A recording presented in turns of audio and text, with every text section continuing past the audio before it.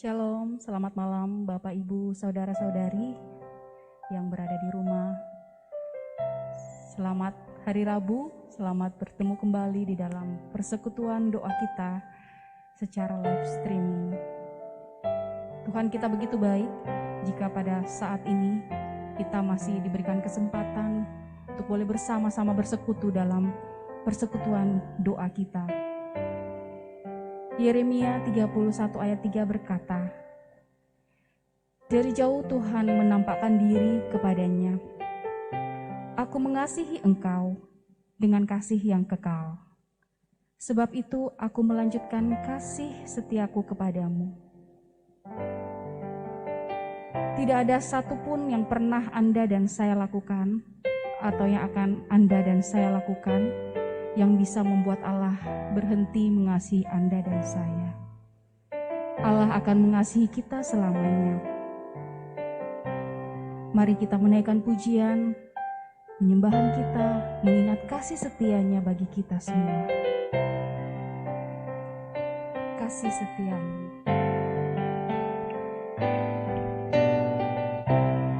Kasih setiamu yang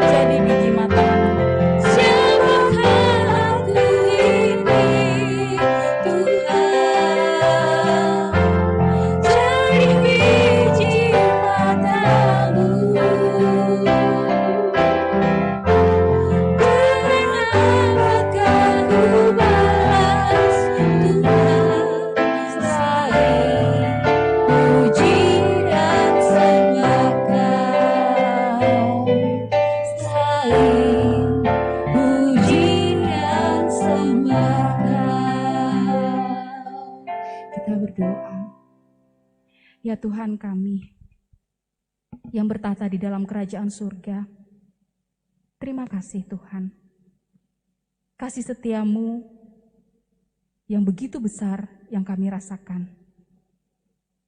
Siapakah kami ini Tuhan, sehingga Engkau begitu mengasihi kami. Kalau saat ini kami boleh ada, kami masih bernafas, kami masih boleh hidup, kami sadar bahwa itu hanya karena belas kasihan daripada Tuhan. Kasih setia yang begitu besar bagi kami. Terima kasih Tuhan Yesus. Kami bersyukur untuk hari-hari yang sudah kami lalui. Tuhan selalu ada menyertai kami, menopang kami, menghadapi berbagai pergumulan, kesulitan-kesulitan, dan juga hal-hal yang boleh kami lalui, yang menyenangkan hati kami.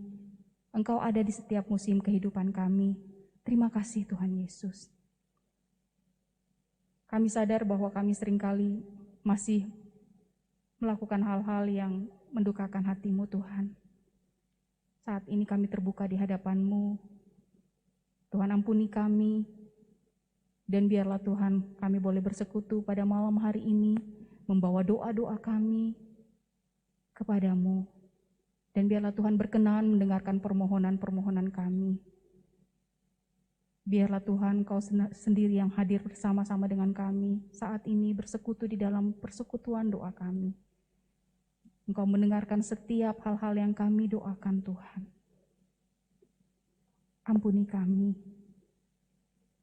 Layakkan kami untuk boleh bersama-sama di dalam persekutuan doa ini, memuji dan menyembah Engkau. Ini doa kami Tuhan, di dalam nama Tuhan Yesus Kristus kami berdoa. Amin. Bapak, Ibu, Saudara-saudari, apapun keadaan yang kita hadapi, ketahuilah bahwa Allah setia setiap hari. Dia memperbaharui kekuatan kita dari hari ke hari dan memberikan kita pengharapan. Ketika jiwa kita tertekan, biarlah kita mengingat-ingat bahwa rahmat Allah selalu baru setiap pagi. Mari minta agar kuasa Roh Kudus-Nya senantiasa memenuhi kita, mengubahkan hati kita. Allah Roh Kudus, penuhi kami.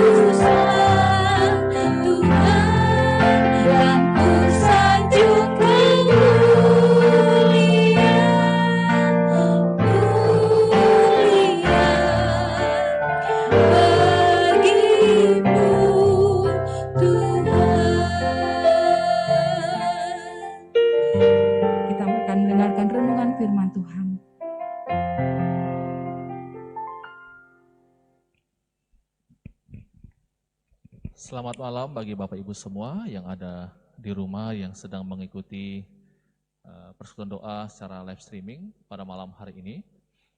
Selamat bersekutu bersama-sama dalam persekutuan doa kita pada malam hari ini.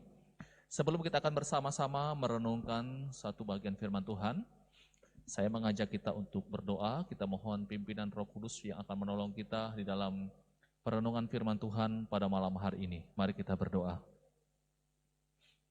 Kami sungguh bersyukur kepadamu ya Tuhan Yesus, pertolongan dan kasih-Mu yang terus Engkau nyatakan bagi kami setiap waktu. Di tengah-tengah kesibukan kami dan juga mungkin kami secara fisik sangat merasa lelah, sepanjang hari ini kami boleh bekerja, melakukan berbagai macam aktivitas kami.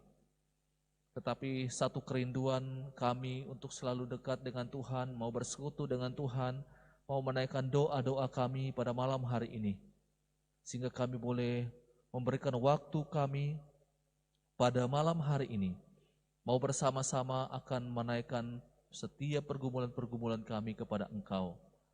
Kami mohon Tuhan akan memberikan kekuatan kepada kami, bila sungguh-sungguh kami mendapatkan satu kekuatan daripada Tuhan di dalam persekutuan doa kami pada malam hari ini, dan firman-Mu yang akan kami dengarkan bersama-sama.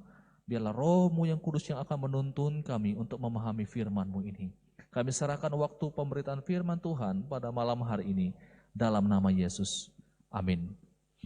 Bapak Ibu Saudara yang dikasihi oleh Tuhan Yesus Kristus, renungan firman Tuhan pada malam hari ini saya berikan tema yaitu jangan menunggu berada di kandang babi. Ya, jangan menunggu berada di kandang babi. Mungkin Bapak Ibu mendengar tema ini, kok tema ini kedengaran aneh ya, kok ada kandangnya, ada babinya gitu. Nah Bapak Ibu, sebenarnya tema ini saya ambil dari Alkitab. Kalau Bapak Ibu membaca dalam Lukas pasal 15, di sana menceritakan tentang perumpamaan anak yang terhilang. Jadi saya mengambil tema dari pembacaan ini. Nah Bapak Ibu, saya akan mengajak kita untuk membuka firman Tuhan ini, Injil Lukas pasal yang ke-15 ayat yang ke-11 sampai ayat yang ke-16 saja.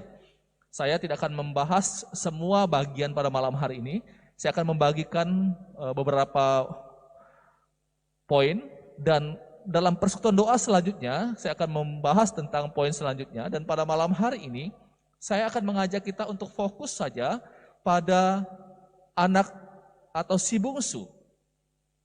Saya akan membacakan bagian firman Tuhan untuk kita, ayat 11 sampai ayat yang ke-16, demikian firman Tuhan.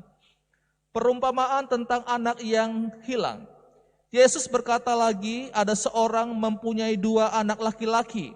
Kata yang bungsu kepada ayahnya, "Bapa, berikanlah kepadaku bagian harta milik kita yang menjadi hakku." Lalu ayahnya membagi-bagikan harta kekayaan itu di antara mereka. Beberapa hari kemudian anak bungsu itu menjual seluruh bagiannya itu lalu pergi ke negeri yang jauh. Di sana ia memboroskan harta miliknya itu dengan hidup berfoya-foya.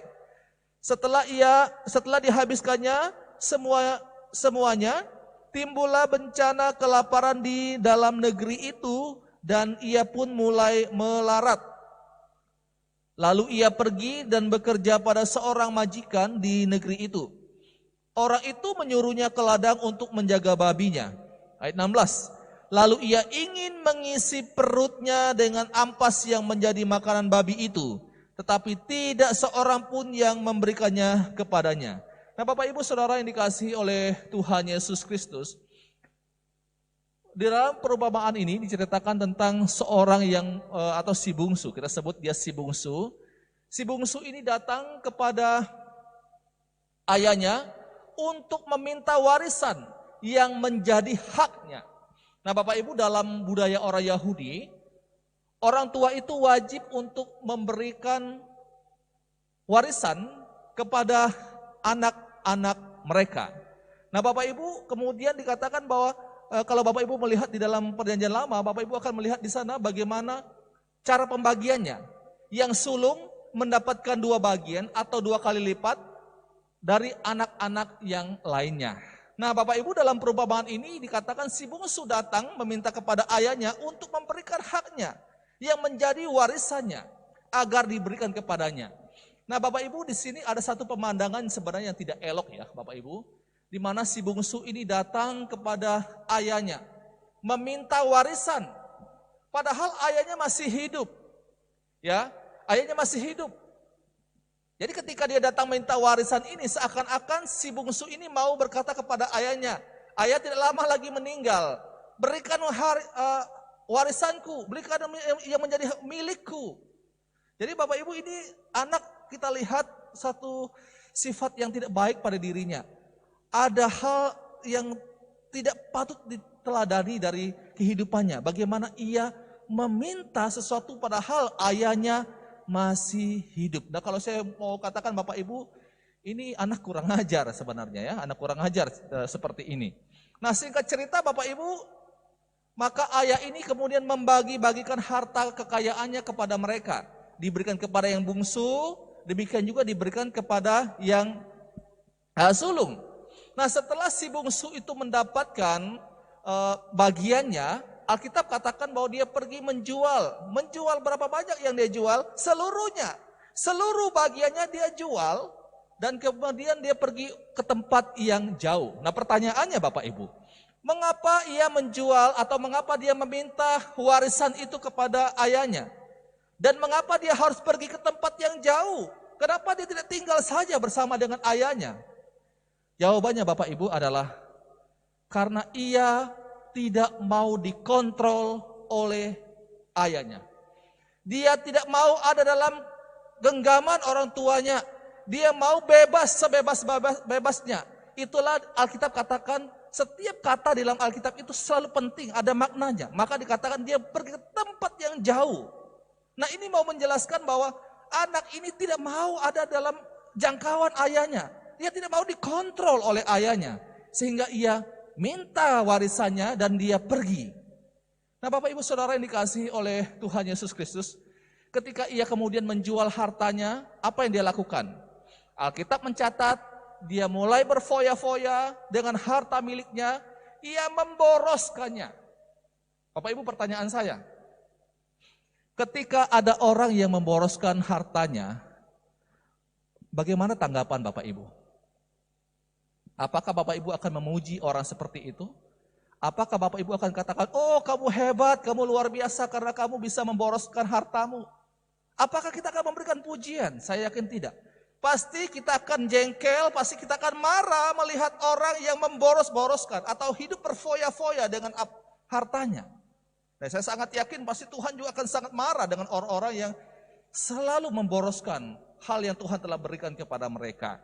Nah Bapak Ibu Saudara yang dikasihi oleh Tuhan Yesus Kristus, singkat cerita Alkitab katakan, ketika ia memboroskan, berfoya-foya dengan hartanya, maka habislah hartanya. Habis. Dan setelah habis Bapak Ibu, Alkitab kemudian mencatat bahwa terjadilah kelaparan besar di dalam negeri itu. Dan karena kelaparan terjadi begitu besar, maka ia pun juga kena dampak. Dia juga mengalami kelaparan. Uang sudah habis, tidak bisa beli apa-apa lagi. Pertanyaannya, apa yang dilakukan setelah itu? Setelah ia tidak punya apa-apa lagi, apa yang dilakukan? Dia pergi kepada seorang majikan, ya, seorang majikan, dan majikan ini suruh dia untuk pergi ke ladang untuk menjaga babinya. Nah Bapak Ibu ketika baca Alkitab, kita perlu perhatikan di dalam bagian itu, ketika majikan itu menyuruh dia untuk pergi menjaga babinya, tidak ada satu perjanjian yang diberikan oleh majikan ini. Tidak ada satu kesepakatan bahwa kalau si bungsu ini pergi kerja atau menjaga babinya, maka dia akan diberikan upah. Tidak ada perjanjian di sana. Dan tidak ada juga diberikan satu kesepakatan bahwa dia akan memberikan dia makanan. Tidak ada sama sekali. Tetapi pertanyaannya, mengapa si bungsu ini tetap mau pergi menjaga babinya padahal tidak ada janji sama sekali bahwa dia akan diberikan upah atau diberikan makan? Nah Bapak Ibu, kenapa dia pergi? Karena dia masih punya harapan bahwa kalau dia bekerja, jangan-jangan mungkin wajah itu akan berbelas kasihan kepada dia dan akan memberikan dia upah atau memberikan minimal memberikan dia makanan yang dia butuhkan karena saat itu sedang mengalami kelaparan. Nah Bapak Ibu, Situasi yang dialami oleh si bungsu ini adalah satu situasi yang sangat sulit. Hartanya habis, dan terjadi kelaparan besar, dan tidak ada makanan Bapak Ibu. Dan lebih celaka lagi, tidak ada makanan, bahkan ketika ada makanan babi, ampas babi itu pun dia mau makan, Alkitab katakan bahwa tidak juga diberikan kepadanya. Ini adalah satu keadaan yang tidak ada harapan sama sekali. Dia tidak ada harta, dia tidak ada makanan, dan dia mau makan pun tidak ada makanan. Ampas babi pun juga tidak diberikan kepadanya. Nah Bapak Ibu, inilah kondisi yang dialami oleh si bungsu ini. Kondisi yang sangat sulit. Hopeless. Nah ketika si bungsu dalam kondisi seperti inilah, kemudian dia teringat akan ayahnya. Dia menyadari akan keadaan di rumah ayahnya. Di rumah ayahnya itu dikatakan banyak orang-orang upahan. Mereka bisa makan berlimpah-limpah dengan makanan yang ada. Tetapi dia berada di kandang babi. Dia tidak punya makanan di sana Bapak Ibu. Sehingga Alkitab menuliskan, inilah titik balik si bungsu. Ketika ia sadar akan keadaannya yang sangat sulit. Ketika ia sadar bahwa tidak ada harapan lagi, dia tidak bisa bergantung kepada siapapun lagi, makanya ia kembali ingat kepada ayahnya. Bapak Ibu, kondisi si bungsu ini ketika ia berada di kandang babi menunjukkan satu keadaan yang sangat tidak baik. Keadaan tanpa harapan ketika dia ada di kandang babi. Dan kalau saya mau katakan, dia ada juga dalam satu keadaan yang sangat hina Bapak Ibu. Karena menurut pandangan orang Yahudi, babi itu adalah binatang yang najis. Babi itu adalah binatang yang hina. Jadi ketika si bungsu ini pergi menjaga babi, maka ia sedang melakukan satu pekerjaan yang sangat-sangat hina menurut orang Yahudi. Nah Bapak Ibu Saudara yang dikasihi oleh Tuhan Yesus Kristus, dalam keadaan yang sulit, dalam keadaan yang hina, dalam keadaan yang rendah ini, barulah ia ingat akan bapaknya. Apa pelajaran yang kita bisa dapatkan dari kisah si bungsu ini Bapak Ibu? Kalau saya mau katakan begini, jangan menunggu saudara ada di kandang babi baru saudara kembali kepada Tuhan. Saya ulangi lagi. Jangan menunggu saudara ada di kandang babi baru saudara kembali kepada Tuhan. Jangan menunggu keadaan saudara sangat-sangat sulit baru Anda datang kepada Tuhan. Jangan menunggu Anda berada dalam posisi yang tidak ada harapan sama sekali lagi baru Anda ingat Tuhan. Tuhan dijadikan hanya alternatif terakhir. Bukankah Tuhan itu harusnya menjadi prioritas utama saya dan saudara? Bapak Ibu Saudara yang dikasihi oleh Tuhan Yesus Kristus, orang seperti si bungsu ini tidak akan pernah bertobat dan tidak pernah akan berhenti untuk berbuat dosa kecuali Tuhan pimpin dia sampai berada di kandang babi. Baru dia sadar. Kalau belum mengalami kondisi yang sangat sulit, dia rasakan aman-aman saja.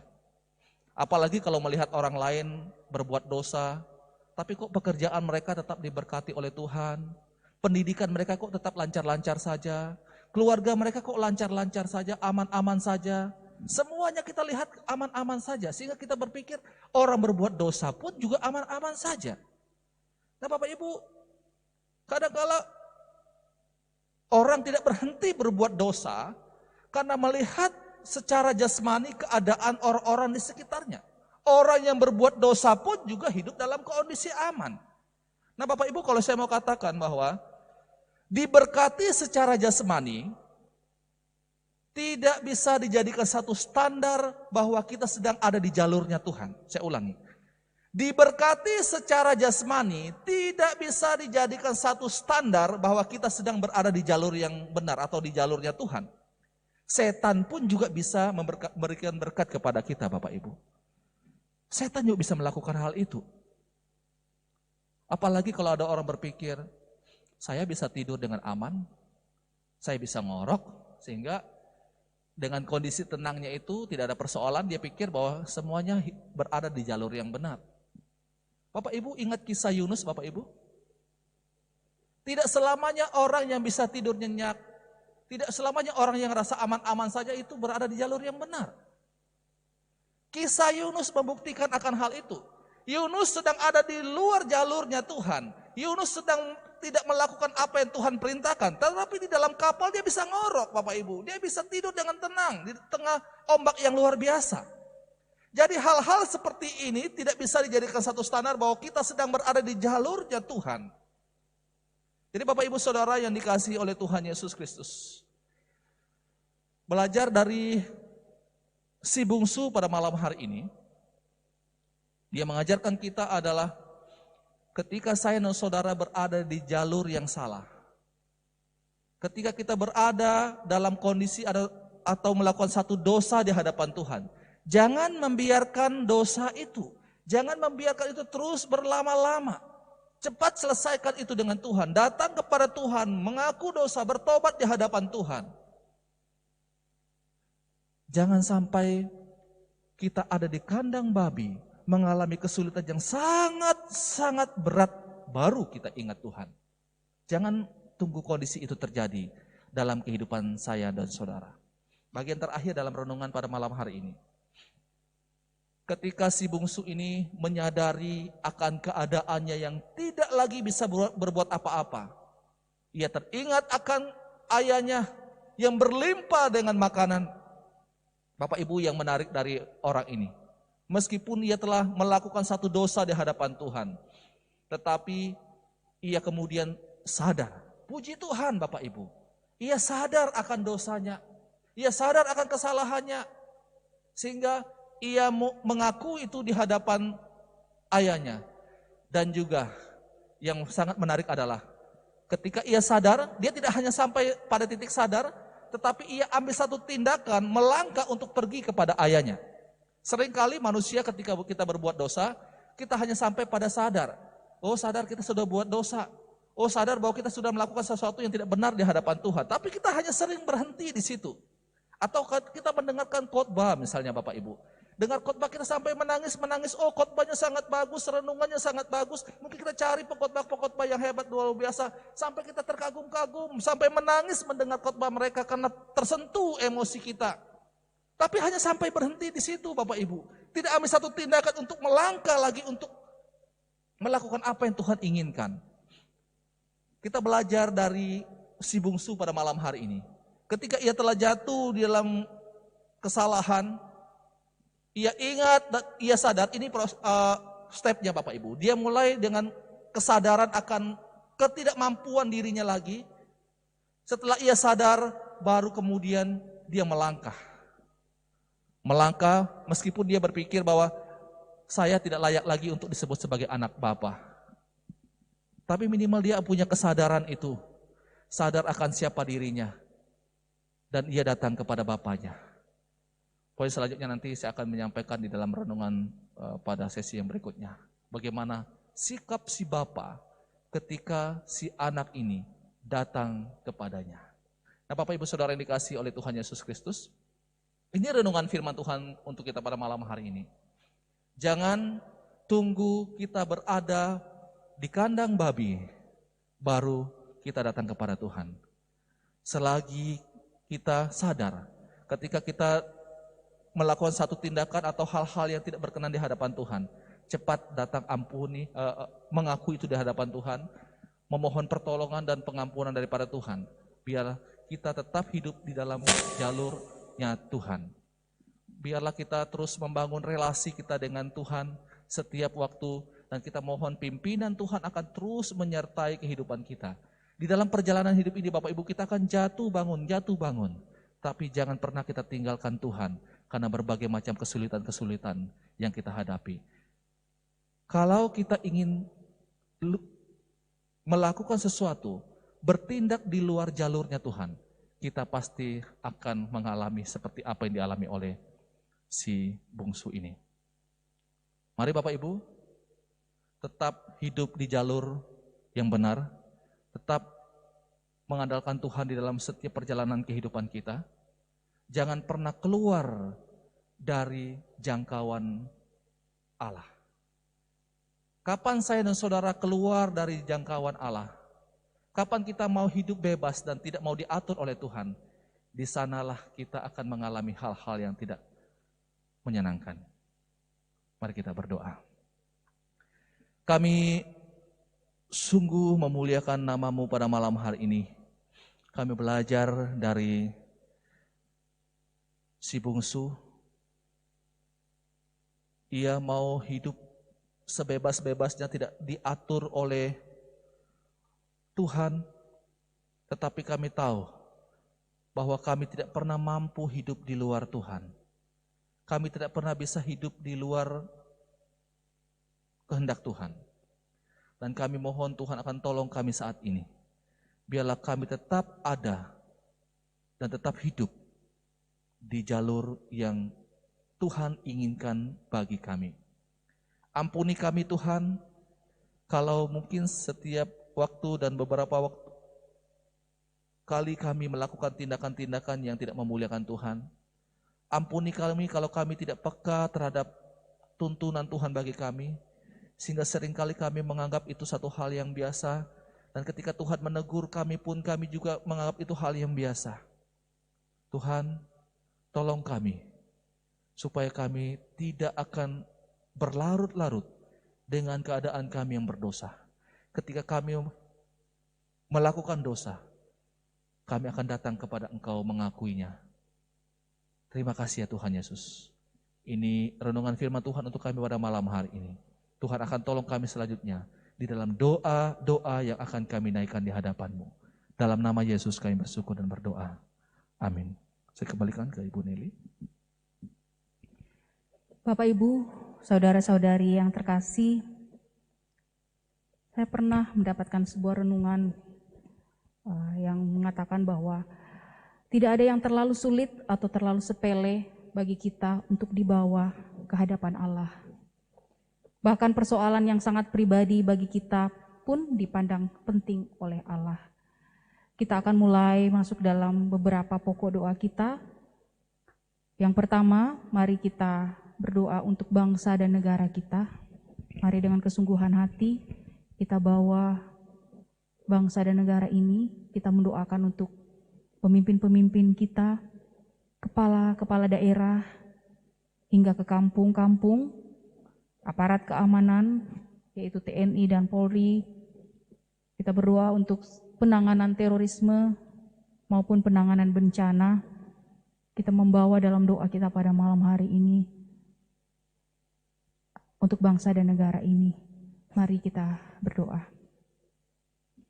Bapa di surga,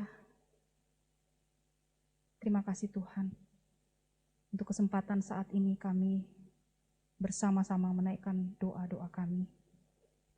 Pertama, kami akan mendoakan untuk bangsa dan negara kami Tuhan. Untuk para pemimpin-pemimpin bangsa ini, dari pusat hingga ke pelosok, dari yang tertinggi hingga yang terendah. Tuhan, Engkau yang memberikan hikmat bijaksana bagi mereka, kepala-kepala daerah, pimpinan-pimpinan. Kiranya mereka boleh menjalankan kebijakan-kebijakan yang terbaik bagi bangsa ini. Berikan mereka hikmat bijaksana untuk boleh membawa bangsa dan negara ini ke arah yang lebih baik. Kami tahu ada banyak sekali permasalahan-permasalahan yang terjadi di tengah-tengah bangsa ini Tuhan. Kami berdoa, bahkan sampai kepada aparat keamanan Tuhan, TNI Polri, biarlah mereka terus bersinergi dalam menangani berbagai masalah yang ada. Masalah terorisme. Tuhan, Kau sendiri yang memberikan kekuatan kemampuan bagi aparat keamanan kami. Biarlah mereka boleh mengatur strategi-strategi, memikirkan hal-hal yang terbaik untuk menjaga keamanan bangsa ini dari segala tindakan terorisme yang ada. Kami juga berdoa Tuhan untuk penanganan bencana-bencana yang terjadi beberapa waktu terakhir ini Tuhan. Bencana yang bertubi-tubi terjadi di bangsa kami, di tengah-tengah bangsa kami. Tuhan, kami tahu bahwa Engkau ada. Dan kami tahu bahwa segala yang terjadi ada dalam pengamatan Tuhan sendiri. Kiranya pemerintah kami Tuhan diberikan kekuatan dan kemampuan untuk boleh menghadapi segala permasalahan bencana ini Tuhan. Sehingga seluruh masyarakat Indonesia boleh kembali diberikan kekuatan, boleh kembali dipulihkan, boleh kembali menatap masa depan yang penuh harapan. Biarlah pemerintah kami boleh benar-benar memperhatikan hal ini. Sekali lagi Tuhan sendiri yang memberikan hikmat bijaksana bagi pemerintahan kami. Kami membawa bangsa dan negara ini ke dalam tangan Tuhan. Kami tahu bahwa selalu ada pengharapan yang pasti jika semua kami bertekuk lutut di hadapan-Mu Tuhan, membawa bangsa dan negara kami di dalam tangan Tuhan.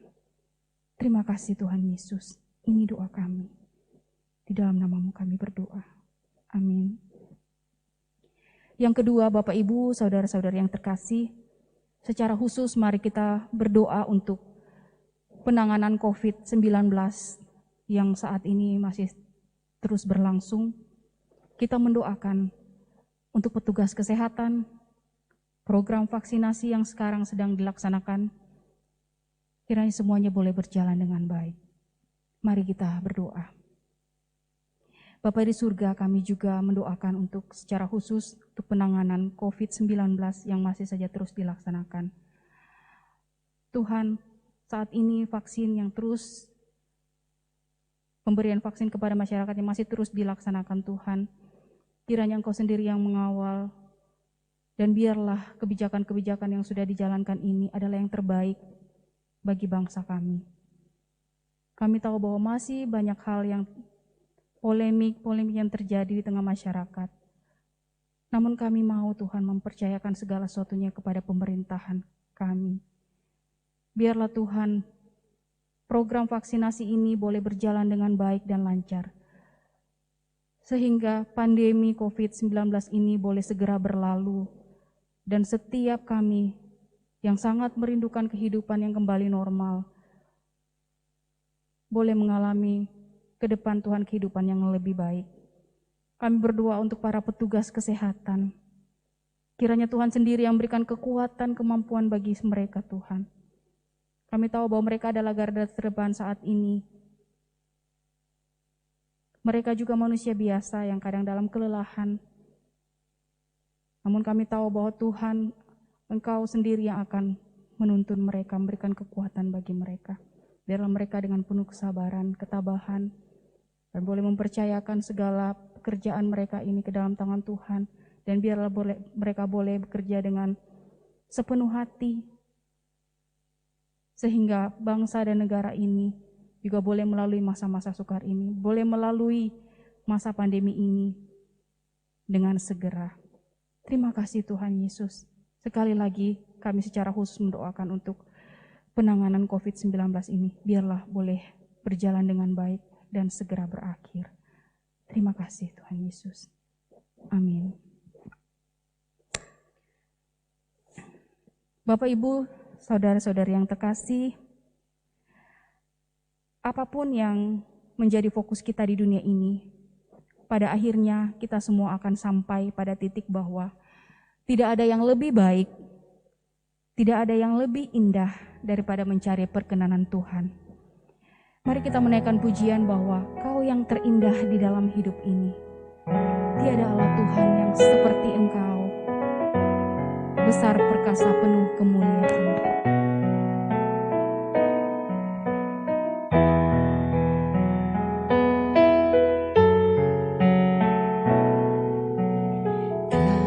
Kau yang terindah di dalam hidup ini, tiada Allah Tuhan yang seperti Engkau, besar perkasa penuh kemuliaan. Kau yang termanis di dalam hidup ini. Kau yang termanis di dalam hidup ini. Puji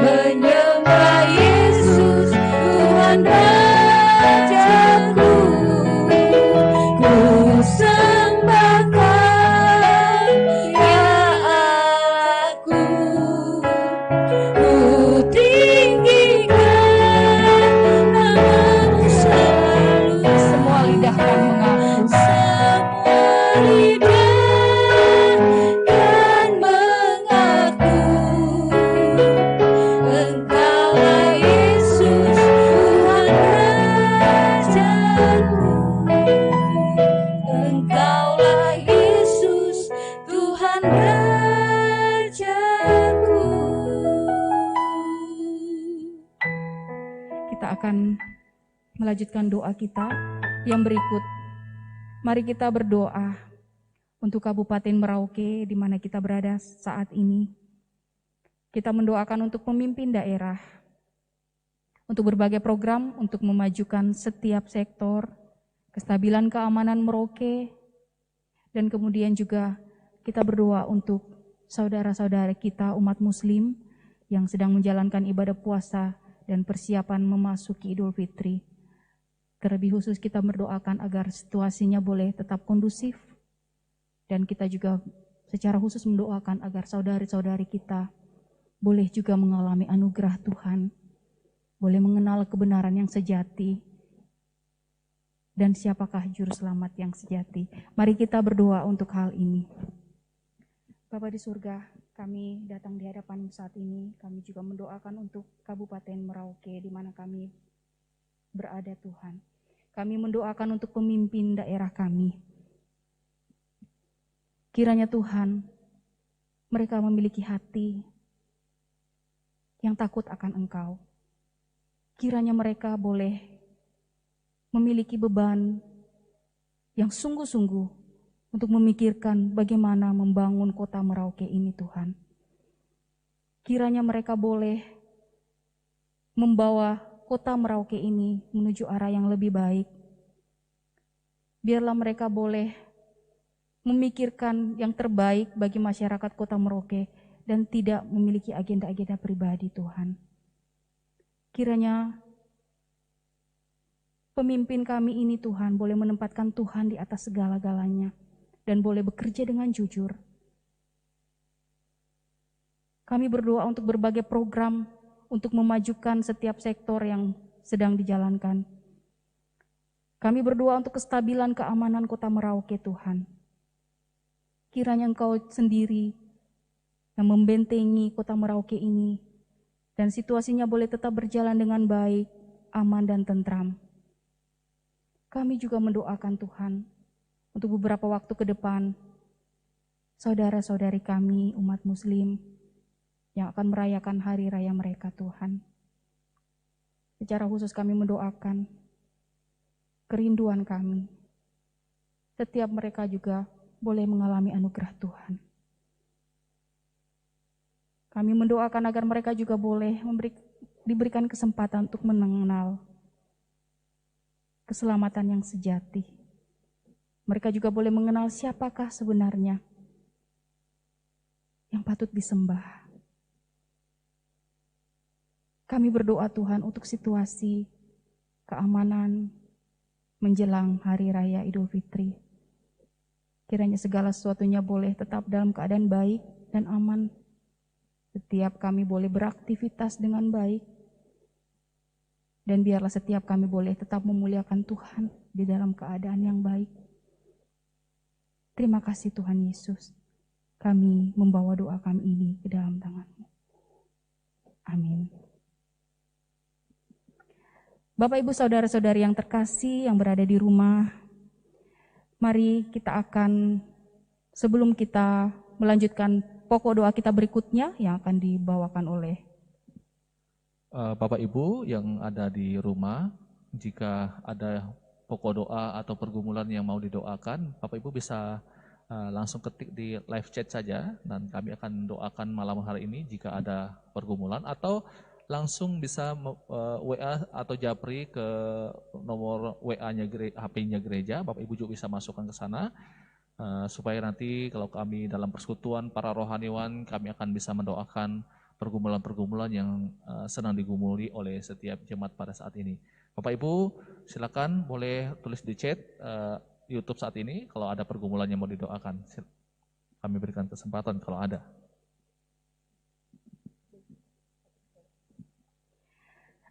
Saat ini kita akan, sebelum kita masuk dalam pokok doa yang berikut, kita juga akan mendoakan untuk Sekolah Kristen Kalam Kudus.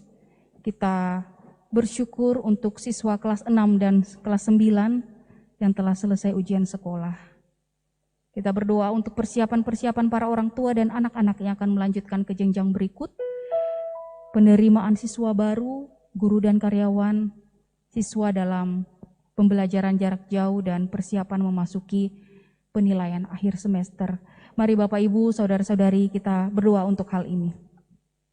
Bapa di surga, kami datang di hadapan-Mu membawa Sekolah Kristen Kalam Kudus Merauke. Kami bersyukur untuk siswa kelas 6 dan 9 yang telah selesai ujian sekolah. Semua karena kasih karunia Tuhan.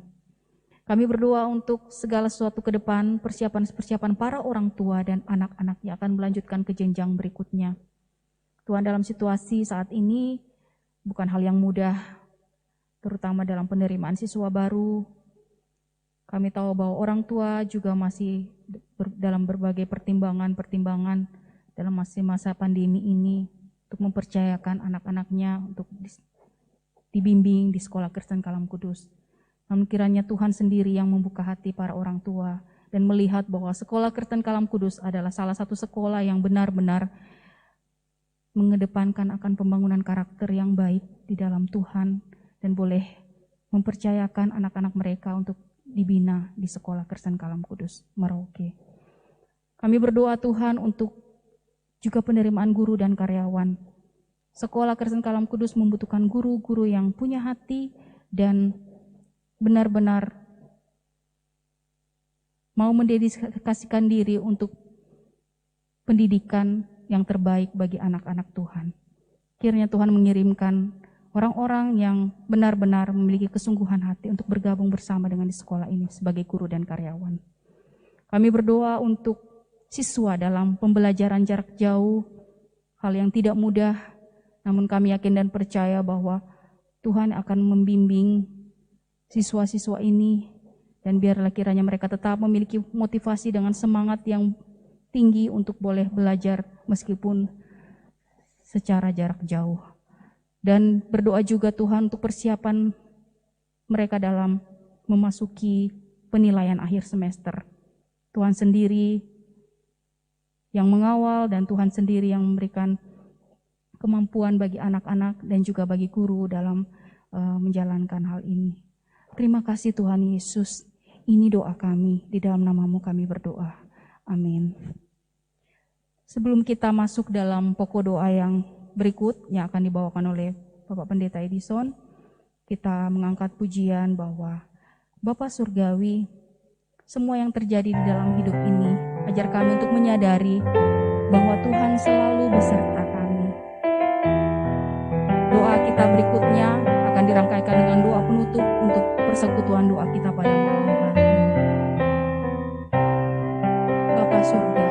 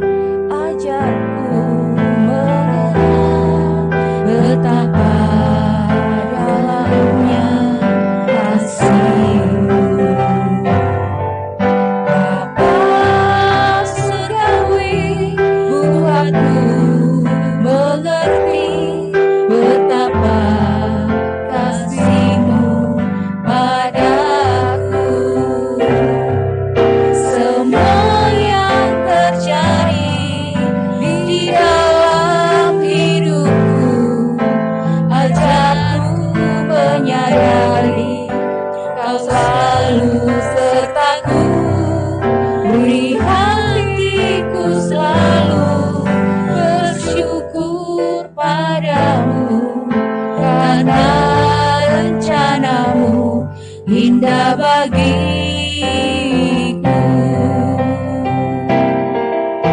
Semua yang terjadi di dalam hidupku, ajarku menyadari Kau selalu sertaku, beri hatiku selalu bersyukur padamu, karena rencanamu indah bagiku.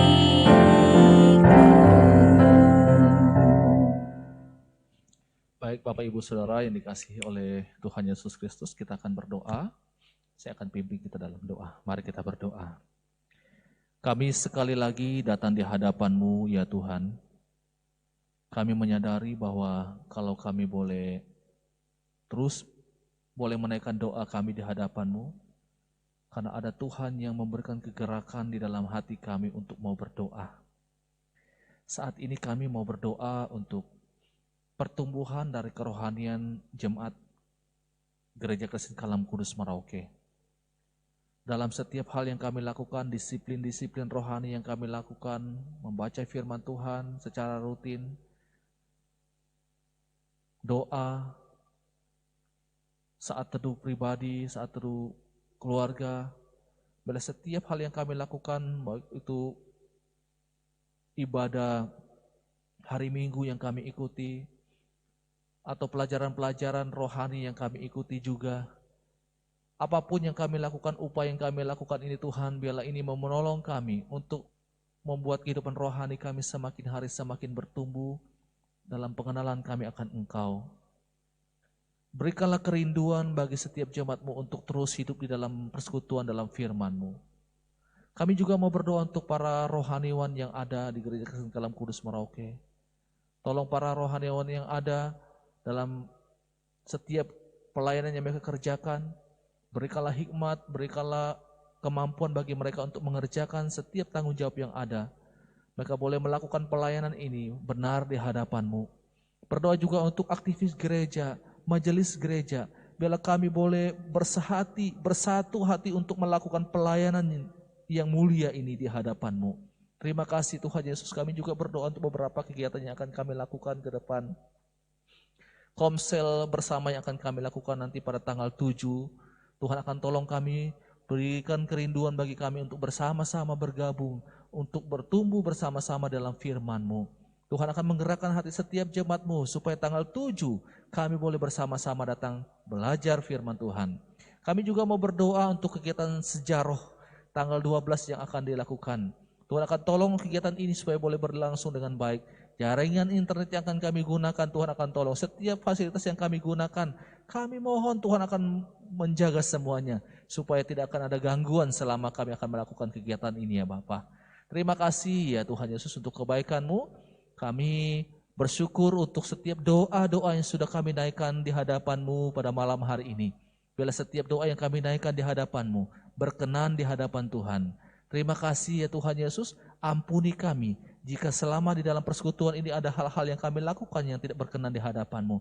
Ampuni kami jika ada permintaan-permintaan kami yang tidak sesuai dengan kehendak-Mu. Terima kasih ya Tuhan Yesus. Kami akhirnya mengakhiri ibadah kami, ibadah persekutuan doa pada malam hari ini. Tuhan akan menolong setiap jemaat-Mu di dalam peristirahatan kami pada malam hari ini. Besok pagi boleh bangun dengan selamat. Kami boleh meninggikan, memuliakan nama Tuhan. Setiap pekerjaan, aktivitas yang dikerjakan oleh jemaat-Mu, Tuhan juga akan tolong mereka. Berkati pekerjaan mereka, berkati keluarga mereka, berkati pendidikan mereka, apapun yang dilakukan oleh setiap jemaat-Mu. Mereka boleh melakukannya dengan takut akan Tuhan. Terima kasih Tuhan, kami mengakhiri persekutuan doa pada malam hari ini. Dalam nama Yesus. Amin. Bapak Ibu, saudara-saudari yang terkasih, kita akan mengakhiri persekutuan doa kita pada malam hari ini.